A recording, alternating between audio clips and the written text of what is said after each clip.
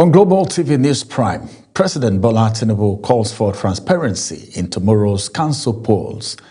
And in business, Naira gains month-on-month against Euro to 1,577 to Euro. And on the foreign scene, United States Supreme Court sweeps Trump's global tariffs down.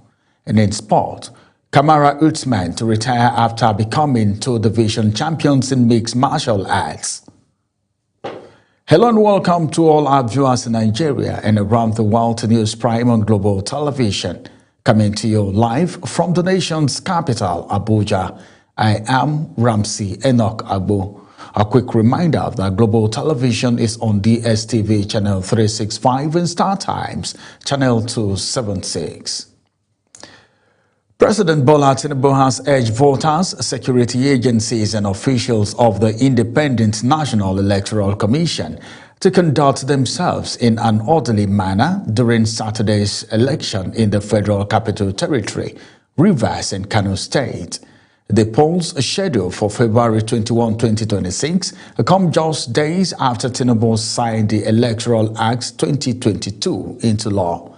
In a statement by his Special Advisor on Information and Strategy, Bayo Onanuga, Tinubu called on all eligible voters to come out and vote without fear, emphasizing that democracy thrives best in an atmosphere of calm, tolerance, and mutual respect. The president appealed to political parties, candidates, and their supporters to avoid violence, inflammatory statements, and other actions that could undermine the credibility of the electoral process. President Bola Tinubu has congratulated the Nigerian Institute of Public Relations, that is NIPR, on its emergence as the 2025 Global Public Relations Association. This is contained in a statement issued by the presidential spokesperson, Mr. Bayo Onanuga, on Friday in Abuja. The institute had clinched the honor of the World Public Relations and Communication Award in Lisbon, Portugal, on February 19. Tinubu commended the president and chairman of NIPR Governing Council, Dr. Ike Nalaiko, and the Minister of Information and National Orientation, Alhaji Mohammed Idris, for their leadership. He described the award as a resounding endorsement of Nigeria's growing influence and professionalism in the global public relations and strategic communication ecosystem. The Minister of the Federal Capital Territory, Nyesom Wike, has called on residents to come out and vote peacefully in the forthcoming area council election scheduled for Saturday, February 21st. Wike made the call at a news briefing in Abuja. Kabir Hassan reports. The minister urged voters to approach the exercise with a sense of responsibility, respect for electoral rules, and tolerance for one another. And I urge you to come out in your numbers to exercise your right to vote, the sense of purpose and responsibility. As we exercise our democratic rights, let us do so in an orderly and lawful manner. Let us respect the rules, respect each other, and respect the outcome of the election. We must show the world that we are a mature and responsible electorate capable of conducting ourselves with dignity and decorum. He assured residents of a free, fair, and transparent process, emphasizing that peaceful participation remains essential to sustaining democracy in the territory. Kabir Hassan, reporting for Global TV News. The resident electoral commissioner in the Federal Capital Territory, Aminu Idris, says all is set for the area council elections as the commission intensifies last-minute preparations, from the activation of registration area center to deployment of sensitive materials. The electoral body says it is leaving nothing to chance. Aniete Patrick will bring you detail in our subsequent bulletin. The Independent National Electoral Commission, that is INEC, is poised to conduct its first major outing under the newly signed legal framework of this Saturday. The commission will oversee the Federal Capital Territory FCT area council elections alongside critical by-elections in Rivers and Kano State, serving as a litmus test for the Electoral Act 2026 recently assented to by President Bola Tinubu.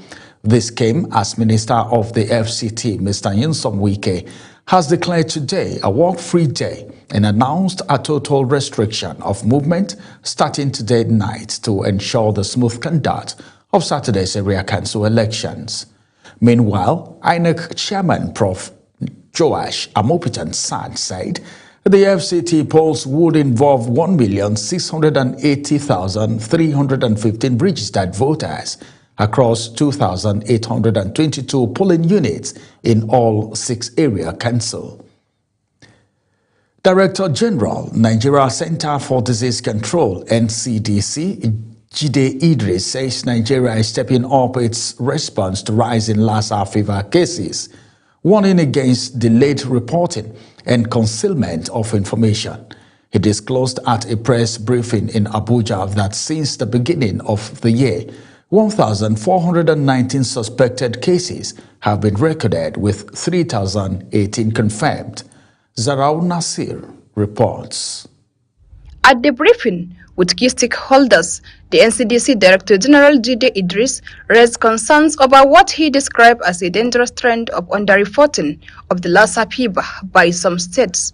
He warned that withholding critical data on Lassa fever cases is undermining response efforts, stressing that timely information is key to tracking the disease and saving lives.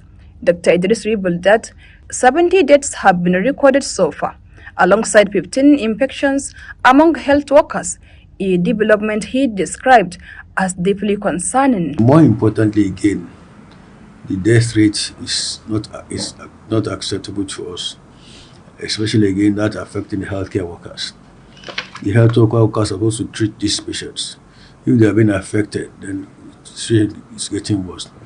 The Director General announced that the incident management system has been activated to coordinate national response, strengthen state-level actions, and ensure regular emergency operations meetings.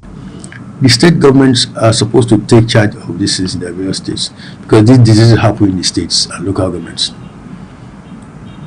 If they don't alert us, we won't know. And that's why we follow trends, follow cases and that kind of thing. We tally. He further disclosed that national rapid response teams have been deployed to 8 states: Bauchi, Ondo, Taraba, Edo, Plateau, Benue, Ebonyi, and Jigawa, with more deployments expected as the situation evolves.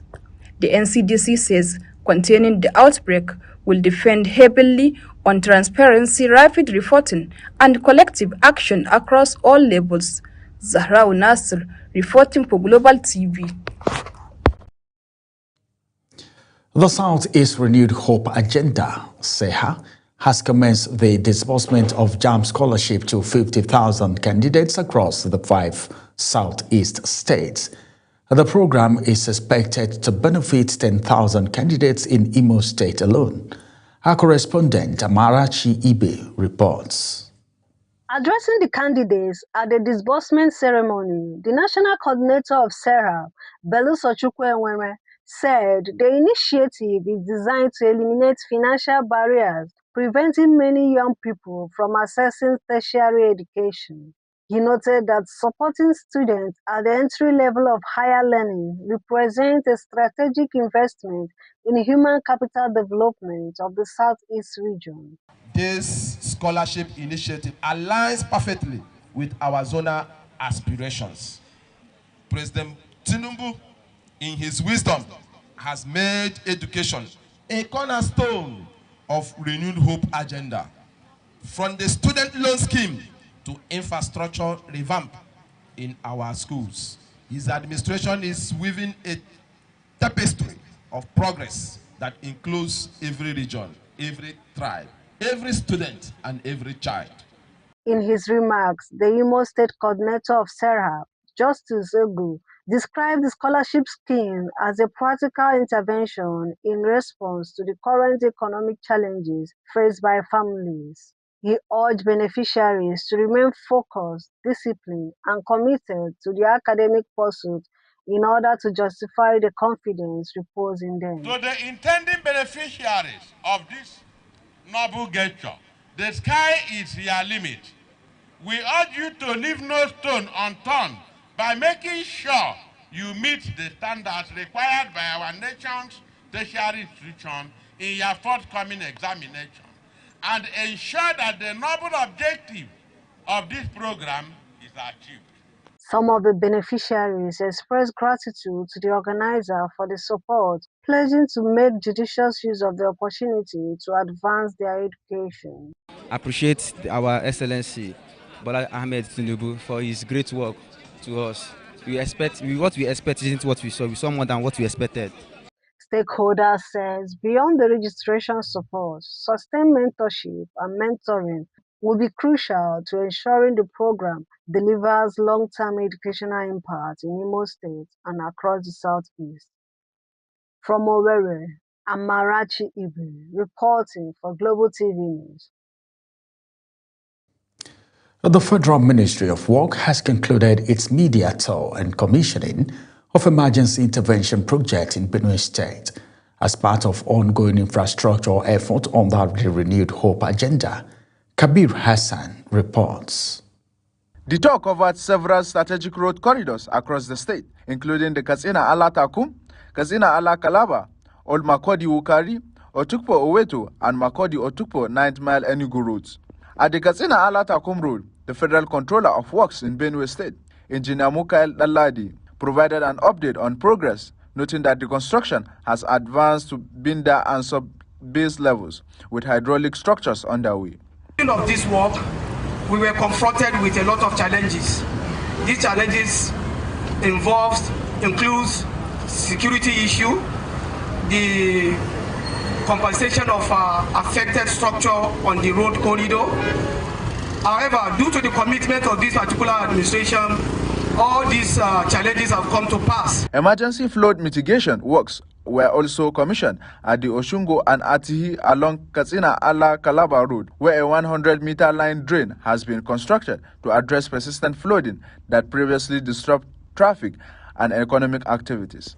Engineering bodies, including the Nigerian Society of Engineering and Koren, commended the quality and pace of work.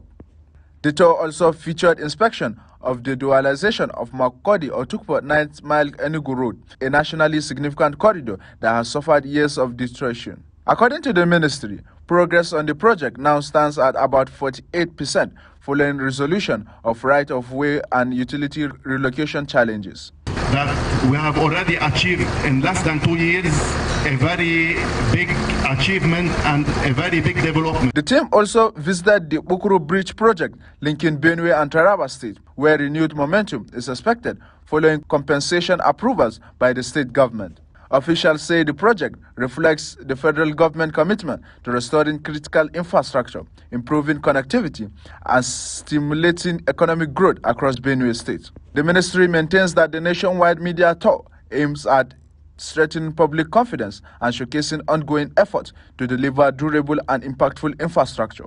Kabir Hassan reporting for Global TV News. You're watching the live broadcast of News Prime.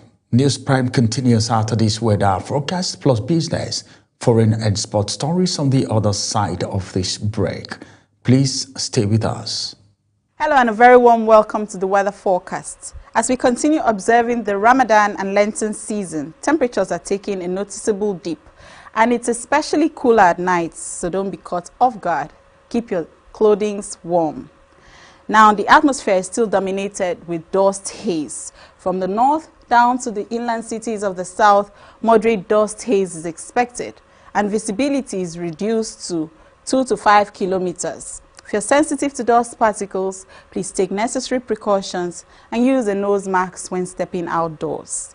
Along the coast, cloudy skies with sunshine intervals are expected during the morning hours, but later during the day, thunderstorms are expected to develop along parts of Bayelsa Rivers, Delta, Cross River, and Akwa Ibom states. That's the forecast for Saturday. I am Theodora Itum. Thank you for watching.